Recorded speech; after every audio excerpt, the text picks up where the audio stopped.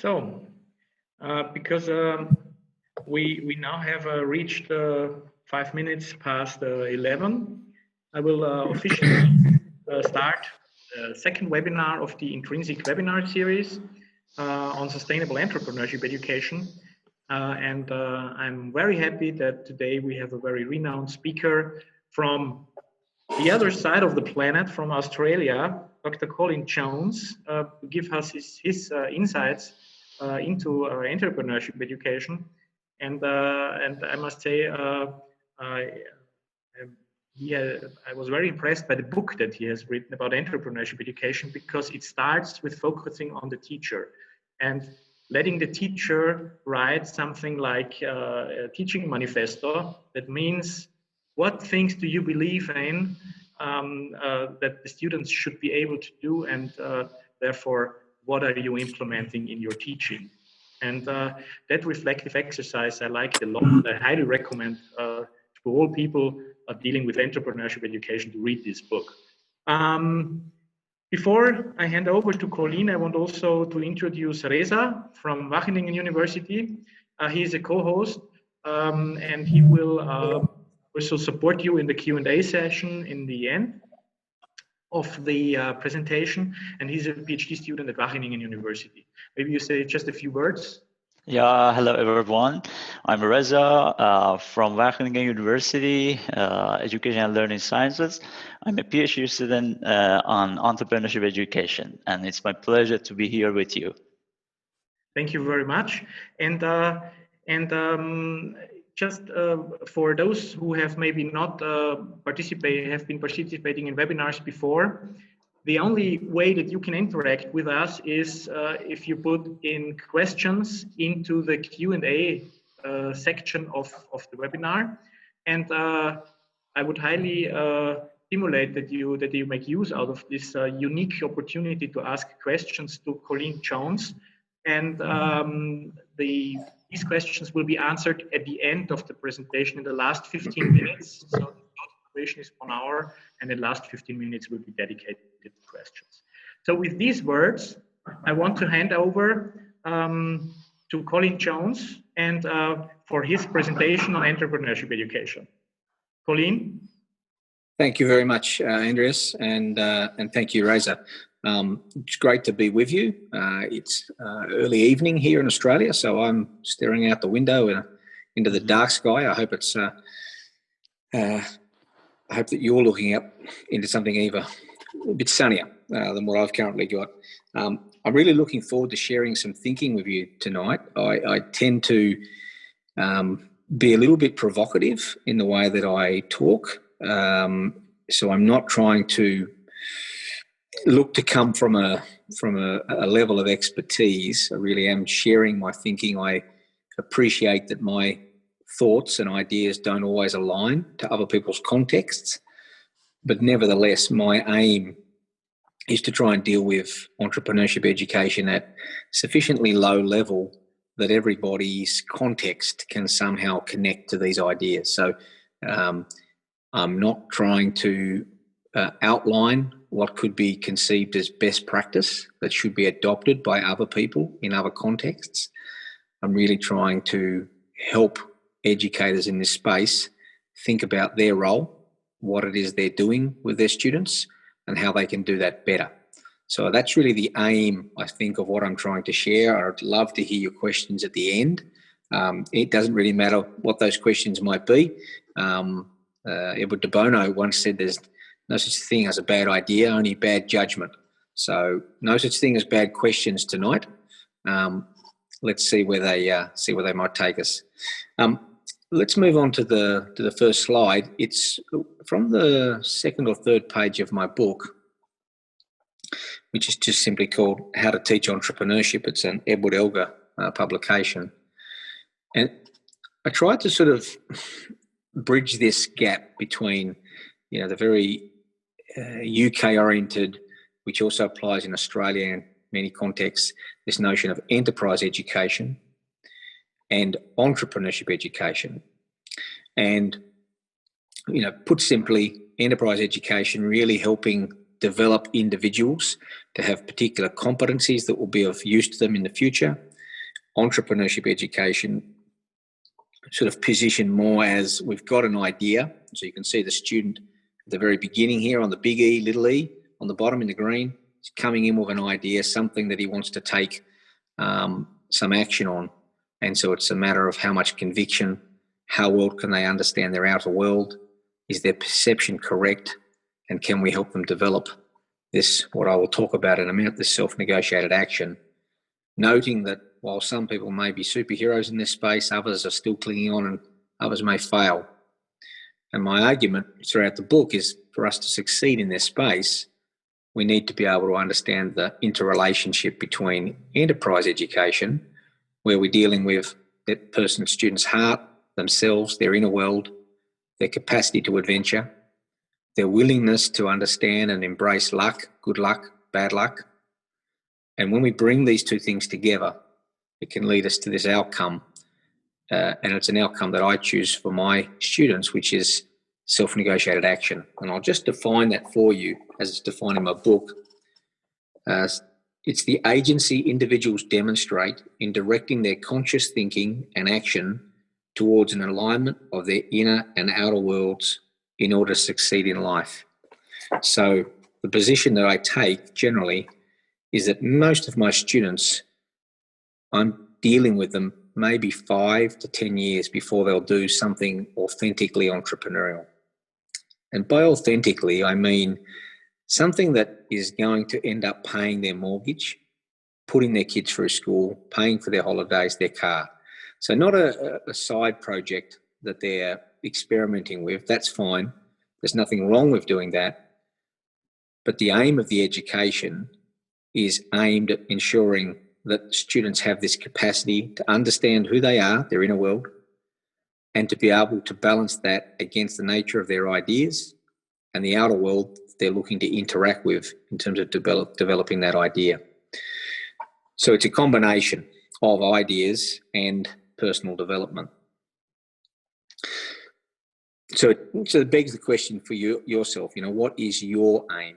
So my aim is to try and create these adventurers, right? And you can sort of see on the screen here, I've got this little equation.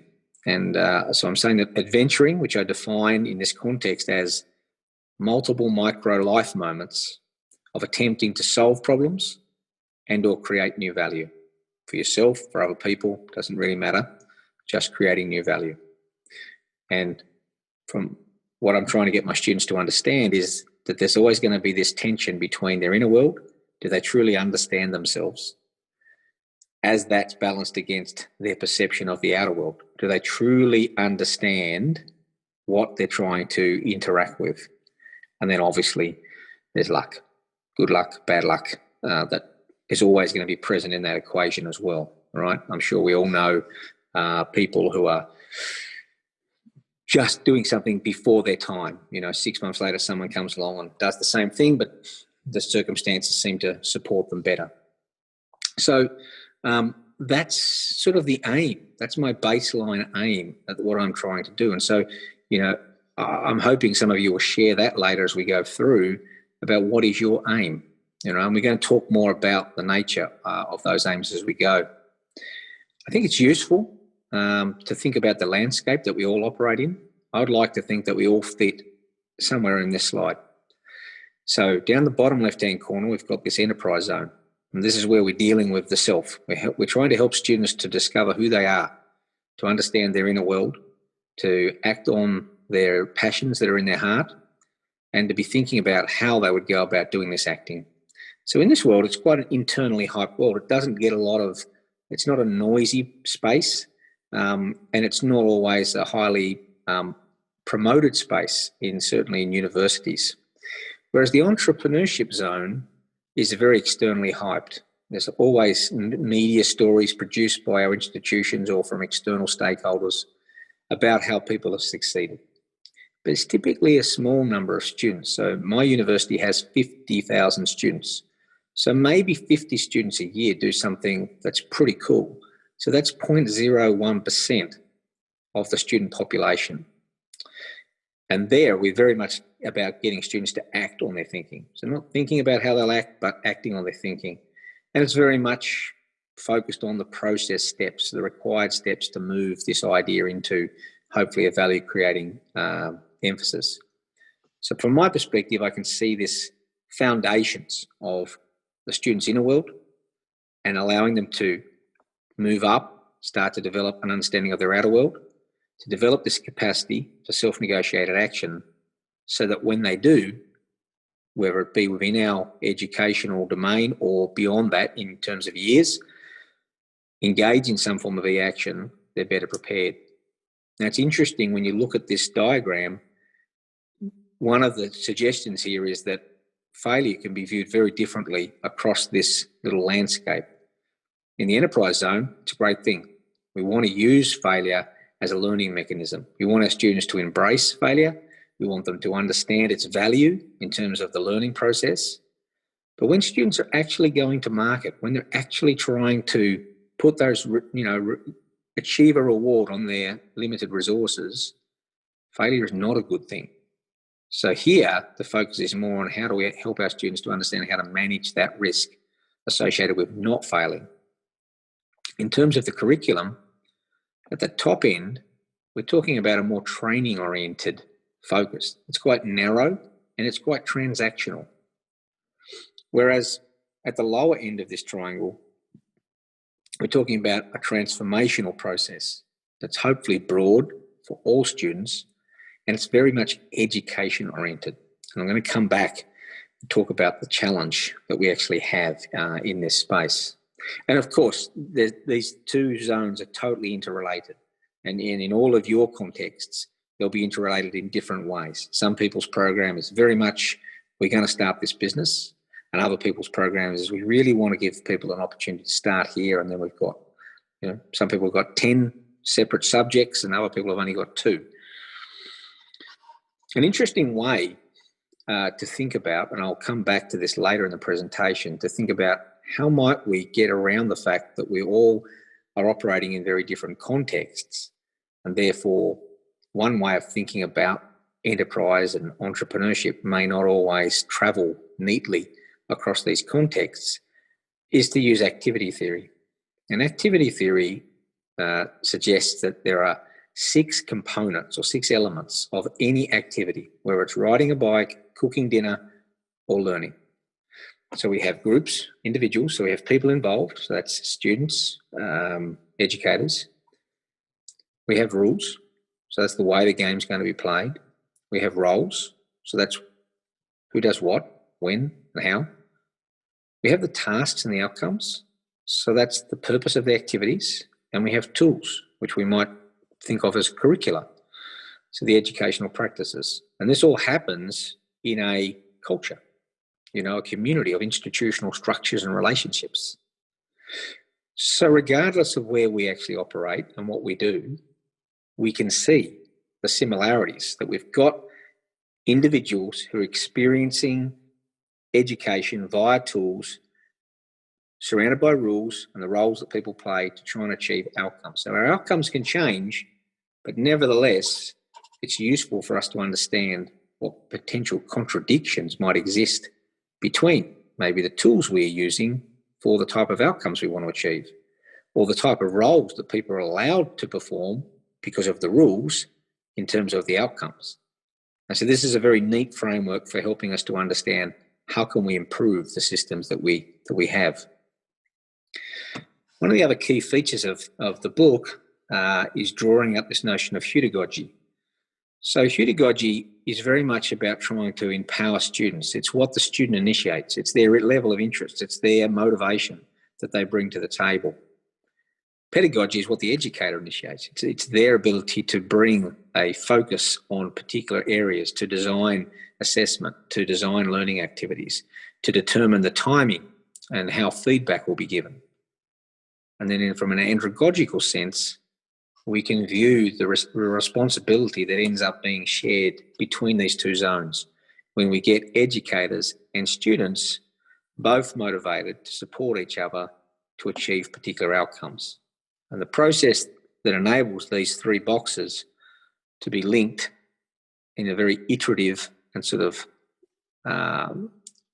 moving backwards and forwards way is academigogy. And I'll talk more about that as we get further into the presentation, but that's essentially scholarly leading. So it's your ability to be more than an educator. It's your ability to respond to the individual needs of the students who are in your company.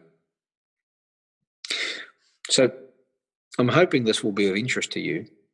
Over the last year or so, I've been thinking about this notion of a signature pedagogy. If we study law, if we study engineering, nursing, even accounting, we sort of can imagine what the students will be doing.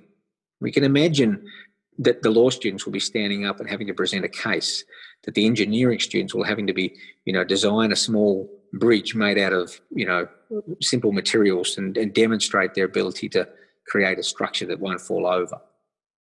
But what is about in entrepreneurship education? What is it that would be the minimal basic requirements that we might think our students need? So by thinking about Schulman's signature pedagogies, I've thought about, well, what would be those ontological implicit structures? In terms of axiology, what would be the deeper structures? And from an epistemological perspective, what would be those surface structures? And what it actually looks like when we sort of pull this all together, I think from my perspective, of course, I'm not suggesting this is what you need to go off and use tomorrow, because your outcome may be not self-negotiated action, it could be something else. But assuming it's some level of empowerment for your students, some level of capability that you might place in that space, I would argue that the rest of the model should work relatively well for you. And that is that when we meet our students, typically, all of our students share 4 things in common. They have naive assumptions. They assume things that are not possible. They assume things that they don't fully understand. They have an unknown future. None of our students actually know where they're going to be going and what they're going to. It's not like the world 40 years ago, where you could just get a job and work your way up through the organisational structure and be supported and trained on the way through. Our students aren't entering that world. They need to be ready to learn and perform in a job without that level of support.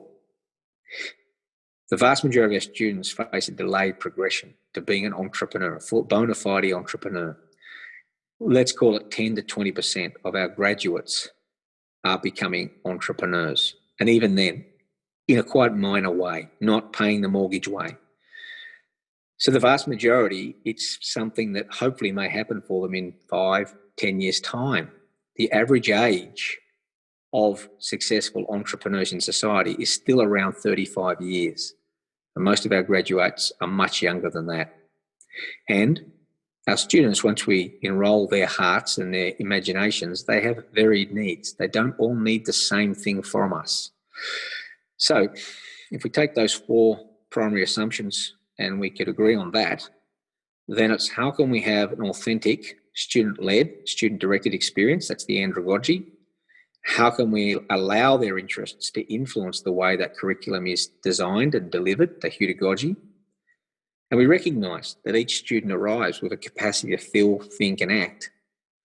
And if we can create a transformative learning experience for them, we also have the ability to shift and shape their habits of heart, mind and hands as they would relate to a specific outcome, in my case, self-negotiated action.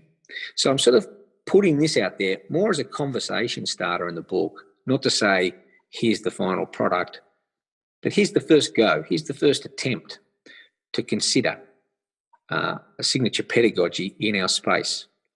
I've been talking to a colleague up in Denmark, and he's got interests in this space, and so I'm really interested to see what his thinking might be and how it might shift and shape and change this type of thing. And I think this could be a very productive space for us, not to try and identify what's the best way for students to learn, but to try and think about what are the underlying requirements for any type of learning to occur. So, working with my friends, Andy and Kath Penaluna, over the last couple of years, we've come up with this process we call CROWN. And so that should actually say, the top one shouldn't say CROWN, it should say classify. So it should be classification, reasoning, outcomes, ways, and networks. And I'm just going to quickly run you through them. You've already seen the classifying.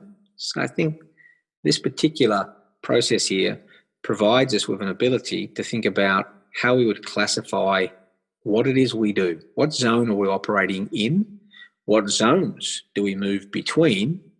And therefore, what are the focuses that we might have in terms of the thinking modes that we're trying to support? The focus on the individual, the environment, a particular type of capability, a particular type of action. How do we bring failure in? What sort of curriculum issues are there? Who's participating? Is it few? Is it for many? When we move on and we think about the type of outcomes, the reasoning that's in play here, well, we see an opportunity to sort of really bring together these gogies. So rather than just assuming it's all about the educator and their pedagogy, we see the student's curiosity, passions and aspirations importantly being matched to the educator's knowledge, skill and practice to achieve this self-directed learning experience through which self-negotiated action is a possibility. Then we can start to think about the different types of bona fide or authentic outcomes that could be occurring in entrepreneurship education. We may have at that very bottom of the pyramid, we may be simply talking about perspective transformation. As a result of this education, I now understand myself differently than before I started. I now understand the world differently than before I started. That would be a good outcome. In terms of career development, we now have people who can understand and evaluate the nature of opportunities that exist around them. So they have a heightened level of awareness and a capacity to actually deal with that complexity.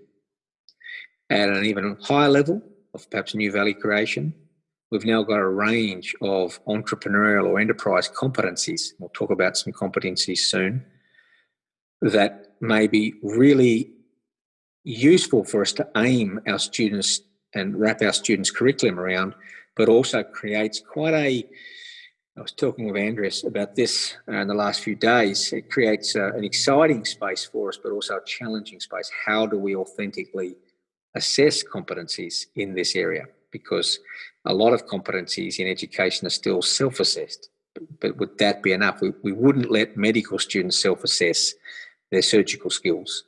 And there is a lot of risk and personal concern associated with acting entrepreneurially. So would it be fair to assume that our students should be self-assessing competencies?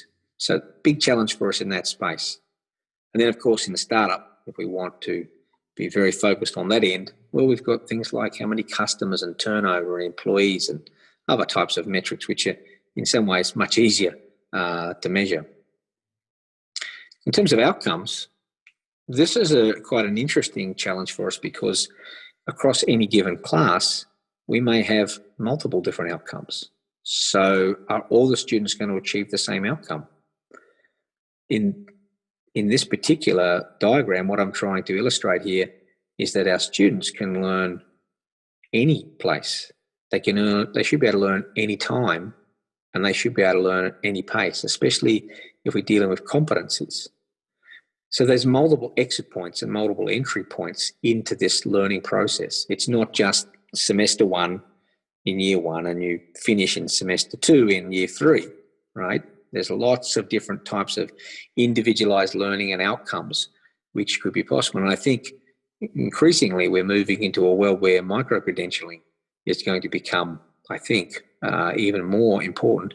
And so this notion of different entry points and different exit points, I think is only going to become more amplified. We've discussed this one here in terms of the network. So the last slide for the crown. So I've talked a little bit about this notion of academic goji, and I think there's a real great opportunity here. I'm not sure how many of you are familiar with the notion of pedagogical content knowledge. Pedagogical content knowledge is very common in maths and science, where we have developed an understanding of what should a science teacher know in terms of knowledge, what should they know in terms of the learning activities that should relate to that knowledge, what type of challenges might students face in interacting with that knowledge, and what type of assessments would be appropriate. And that's also governed by the teaching philosophy and overall life orientation of the educator. In our world, we're not just dealing with knowledge. We're quite often dealing with process. And so in my book, I've created this particular slide, and it really puts the transformational learning right at the center, right? And so a challenge for you would be now is when you think about transformative learning or transformational learning, can you write down or can you think of in your own mind 3 different authors who are influential in that space or who have pioneered in that space or whose work that you would return to develop further? I quite often find when I'm traveling around that people can say, oh yeah, Mesereau, Jack Mesereau. But beyond Jack Mesereau, they might not get to Patricia Cranton, or they may not get to Taylor, right? Or they may not get to people way back, like Lindemann in the 1920s. So there's a lot of really interesting literature out there. And for us to be able to manage the architecture associated with transformational learning, we should be experts on the theories of transformational learning. So, academic-logical process knowledge starts with, and as Andrea said, the first chapter in the book is all about you, the educator. Who are you? Why are you doing this? What do you want to achieve? So, understanding your own selfhood and therefore your own orientation to whether it's entrepreneurship education or enterprise education will influence the way you think about what types of transformational learning processes and knowledges that you need to understand. We also need to have knowledge of related theories and concepts, so whether they're from psychology, economics, management, marketing. There are a range of theories that relate to the business of creating and capturing value. There's also a lot of knowledge that relates to how we would assess different types of outcomes. So in the previous slide, we talked about all those different levels of outcomes. There's lots of different consequences for the way we think about assessment as a result of having those different outcomes in our space. We also need to understand a lot about the nature of how our students would engage in this space. Currently in Australia, and I suspect globally, but at the moment we have increasing levels of anxiety in the student population in general.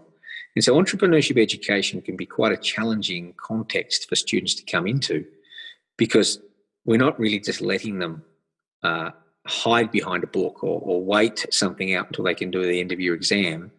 We're quite often asking them to step forward, make some decisions in a space of uncertainty, to get up and sell the conviction of their thinking and to work with others. And so for a lot of students, the presence of this anxiety, which is essentially confusion as to not being fully sure of what the way forward is something that we really need to be mindful of and factor into the way we develop our curriculums.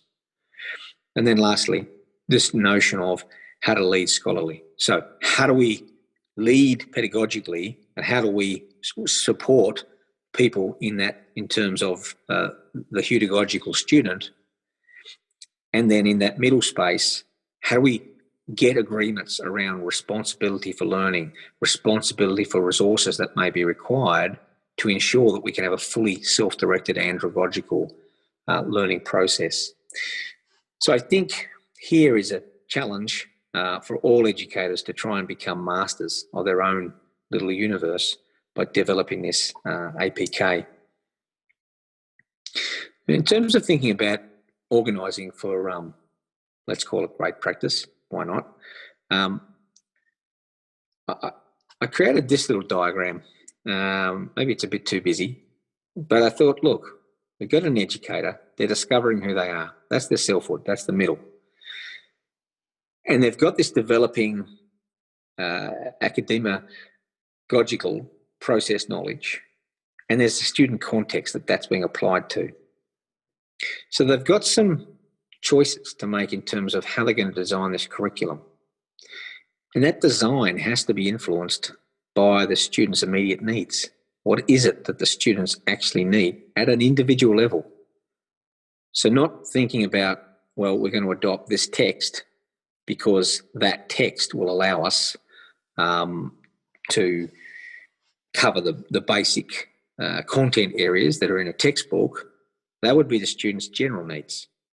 So this is very much drawing on Tyler's work from 1949, thinking about how do we design a curriculum. And he identified that we don't always have to default to general needs. We can also think about the students' immediate needs. And I think for entrepreneurship education, this is a really important element, because if we just assume every student needs to learn the same thing, we've sort of taken individualised learning opportunities out of the equation. And then for me, in my own context, I see this capacity for self-negotiated action as an outcome that needs to be developed as a result of these other choices I've made, and that'll occur through building appropriate competencies that enable students to actually get out there and act. I think this is an excellent model. There's a lot of different competency models that exist out there, but I think the work that's been done on EntreComp, which for those of you in Europe this morning, I think you're hopefully quite familiar with the work that Margarita and her team and Ellen and everybody is doing in this space. I think this is quite a nice way to get students thinking about, well, what are the competencies that are related to having ideas and understanding opportunities? What are the competencies that are related to capitalising on the resources you have or improving on them? And what are the competencies that are required to enable you to get into action? So while I haven't mapped this perfectly to, in my case, self-negotiated action, I know that it would be comfortably in and around that space. So I think this is whether you're using this or using something else, I think this is good. One of the cool things about EntreComp is the back end that's been created. And if you look at, say, if we're just talking about the competency in the ideas and opportunity space, just spotting opportunities. So you can sort of see that's up here at 1 o'clock on the, if we assume this is a clock, one of the competence areas, spotting opportunities. Well, spotting opportunities has 4 little focus areas in it: identify, create, and seize opportunities, focus on challenges, uncover needs, analyse the context. And from that, we get 32 separate learning outcomes just from that. Now, I know those outcomes are related to these different levels of development, from foundational to intermediate to advanced and expert. But you can see thousands.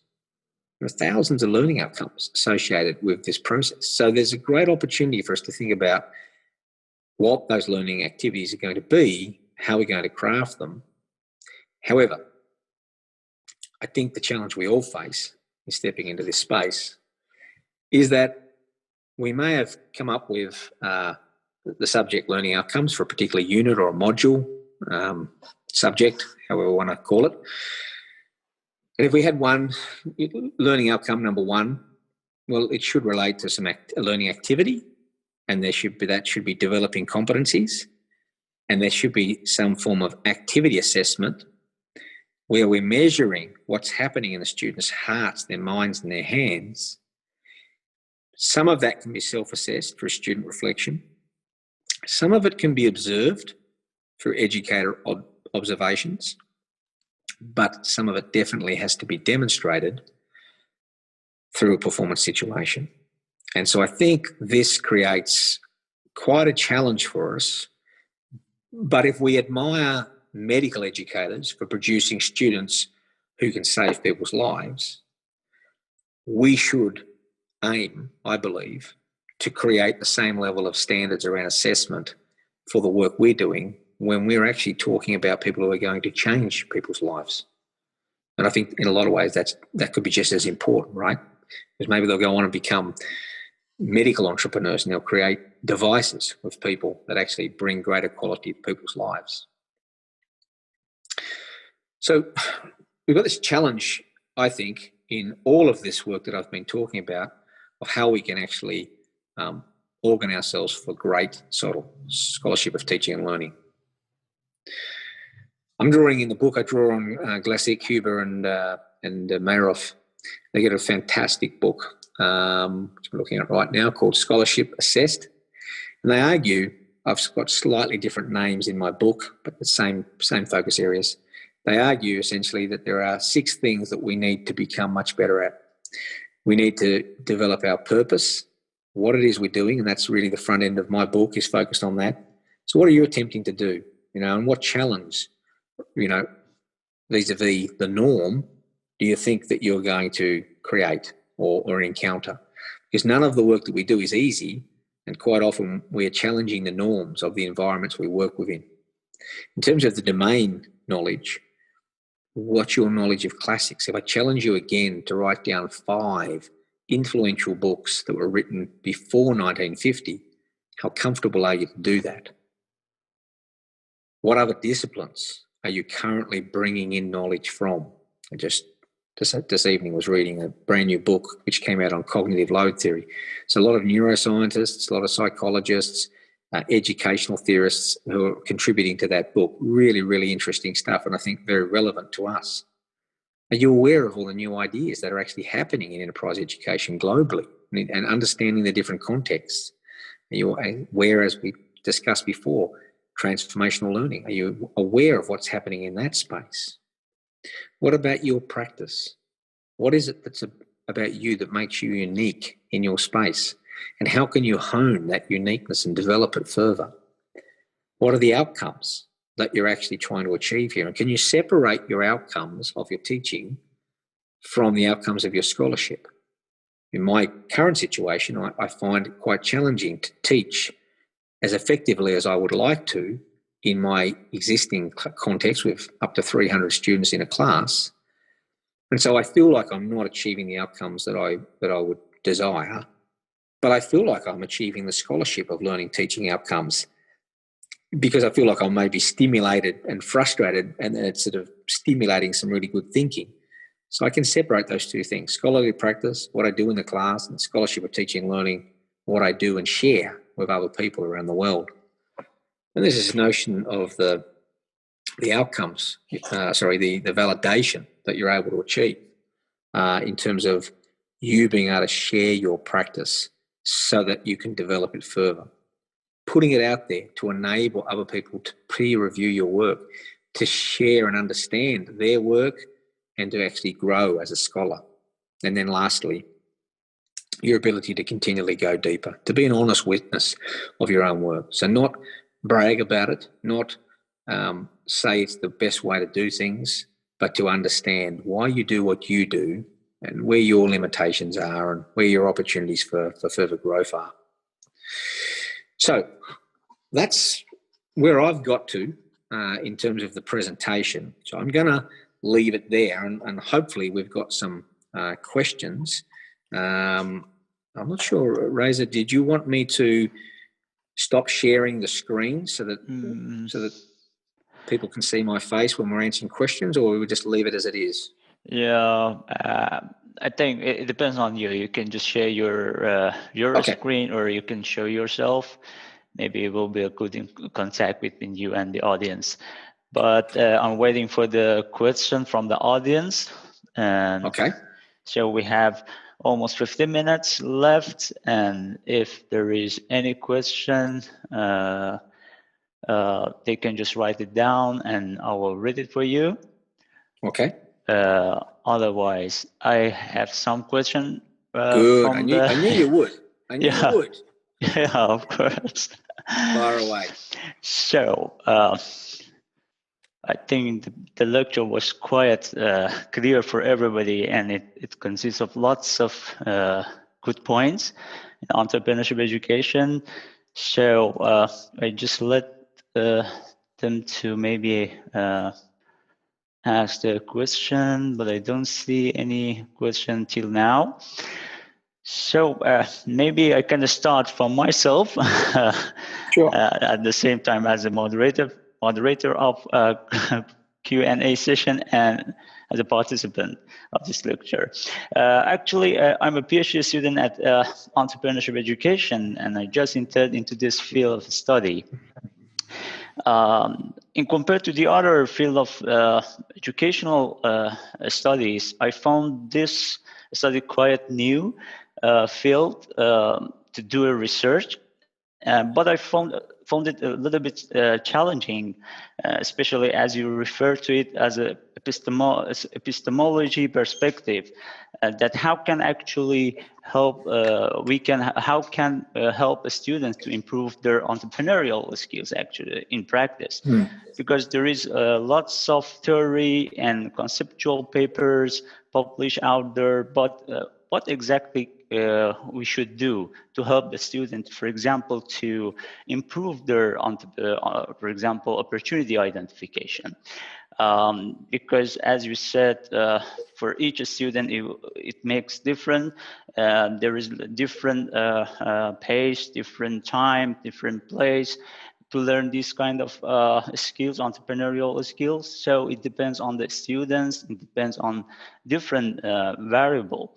So how can be sure that we are exactly in this in the path toward some specific entrepreneurial skill then? Yeah, and look, I think that's a question that challenges a lot of people in this space, because we have an institution. If I come back to maybe this slide. So there are particular outcomes we would like to achieve for particular students, but quite often the culture of relationships means that we have to play by certain rules. And I'll give you an example.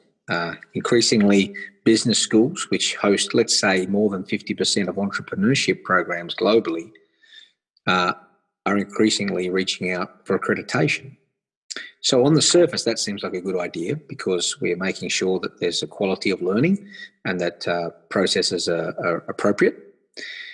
But it also tends to bring with it a risk-averse attitude, where once we're accredited, we want to make sure we stay accredited. And when the crazy people who are teaching entrepreneurship come along and say, why don't we just let the students off the leash and see what happens? Why don't we trial this, or why don't we do that? And it's not always viewed very favourably, right? So there are a lot of things we could do and experiment with our students to try and give them more authentic learning experiences.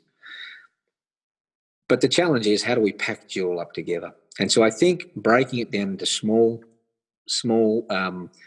little projects where the student's own interest can still come and be a part of this. I'll give you an example. I come back to this one here. So an example I might have done in the past with my students is to say that I want you all to build in groups. I want you to build a website that you as a group think would be cool to build. You've got to bring in traffic from another country. So if you're Australian students, it can't be targeted at Australian consumers. It might be from people in England or wherever. You've got to try and identify something in the world that you can tap into, a trend, an opportunity. And so one of my students, they built a beautiful website that featured ice hockey games. And so it was, best ice hockey fights between America and someone, best ice hockey goals, best ice hockey, whatever. And then they had to work out how could they market that website so that people would know it existed and would come and spend time watching this. And so they were able to demonstrate how they could see this opportunity, create some value in that space, and capture it by how many pages people would spend on their website, how much time they would spend. But the trick here was the students got to choose what the focus of that website would be. So they could move between and join groups of people who are interested. They might have been interested in music, in pop culture, in a whole range of different things. So creating a curriculum where there's sufficient choice to enable the student to wrap their interest and hearts around a process that requires them to explore the creation of value, to try and capture that value, and for them to be assessed and critiqued in their effort to do so. I think that's an important challenge for us all. And we can do it in very small projects. It doesn't have to be a huge art thing. We can almost do it in terms of a simulation, and we can also do it in terms of real things, right? So there's lots of opportunities for students to go off and give everyone $5 and tell them they can't spend any more, and see if who can increase their money the most. I mean, I used to give my students a chocolate bar and just say, okay, you have to swap that for something. And after you've swapped it for something else, you need to swap that something else for something else, and then swap that, and we'll see what the best you can do is. I know my friend Luke Pittaway, he did it with a chook. He gave students a frozen chook, And from memory, I think he told me that one of his groups drove a car back onto the campus. They managed to, over a period of time, swap till they eventually got up to the value of a car. I had some students who managed to swap their chocolate bar and they got up to a video arcade game, which ended up sitting in a shop and earning them $80 or $90 a week for several years. So those sorts of exercises, keeping it real, allowing them to sort of have their own self-interest in the process, but ensuring that there's a negotiated process of assessment that's tied to the development of those learning outcomes. That can all work. Yeah, very good. Thank you for your answer. I got two or three questions out of the audience. One of them asked, can you share a good practice on assessment? I'm especially interested in demonstrated ability vs finished product. Sorry, I didn't quite get the last bit. You're especially interested in? I'm especially interested in demonstrated ability vs finished product. Yeah, okay. So I think, that one of the websites actually quite a good one, because they'll build the website. It's there. It's easy to see, and then you can connect the website. So all the students' website is connected to Google Analytics, and every day for say a 2-week period, it's evaluated in terms, and they get a report which shows them how much they've improved, and so they're getting assessment every day in the report. And that's feeding back and enabling them to think, how are we going to improve this? How are we going to get more traction, more visitors to this website? So it's a constant problem-solving process that's going on. A really neat process is really just getting students to think about how might they create value in an area that they have a passion for, and getting them to propose their own thing. And that might be building a website to educate their friends about the harmful effects of drugs. It could be creating a fundraiser to support something that they have a passion for or that they have a genuine interest in. It could be, developing some relationships with other people in the marketplace and saying, if we can sell some of your product, and it's linked to us, the influence, could we get some of your profits, right? So they're not even creating anything. They just think that they could help someone to sell something. So I'd say, starting with something that the student has an interest in. Okay. But you can do it, obviously. And the key, the other part of that question, I think, was about assessment. And I'd suggest having a look at Sally Brown or Grant Wiggins' work. Grant Wiggins' work is from the late 90s. And Sally Brown's got a website in the UK. And they both talk about authentic assessment. And so the key is here, whatever you're getting your students to do, can you provide them with sufficient feedback within the learning experience so that they can improve upon their efforts? So rather than saying, here's an exercise for you to do, and at the end of the semester, I'm going to give you a mark.